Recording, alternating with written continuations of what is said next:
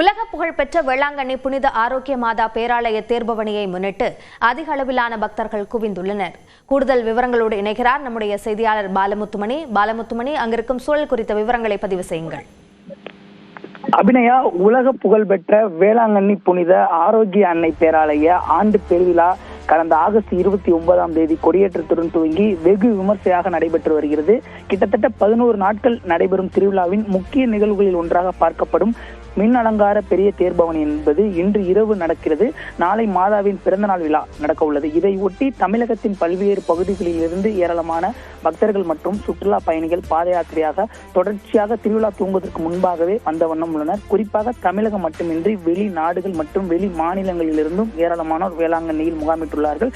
குறிப்பாக இன்று மாலை நடக்க உள்ள அந்த தேர்பவனி நிகழ்வில் பங்கேற்பதற்காக காலை முதலே மக்கள் கூட்டம் என்பது அதிகரிக்க துவங்கியுள்ளது. குறிப்பாக தற்பொழுது வேளாங்கண்ணி பேராலயம், பழைய விண்மீன் ஆலயம், நடுத்திட்டு கடற்கரை, கடைவீதி உள்ளிட்ட பல்வேறு பகுதிகள் மக்கள் கூட்டத்தால் நிரம்பி வழிகிறது. எங்கு பார்த்தாலும் மனித தலைகளாக தெரியக்கூடிய அளவிற்கு மக்கள் கூட்டம் என்பது தற்பொழுது அதிகரிக்க துவங்கியுள்ளது.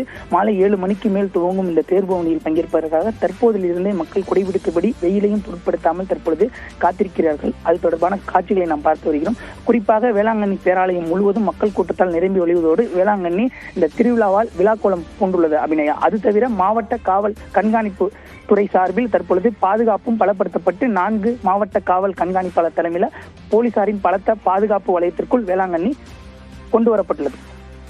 விரிவான விவரங்களுக்கு நன்றி பாலமுத்துமணி.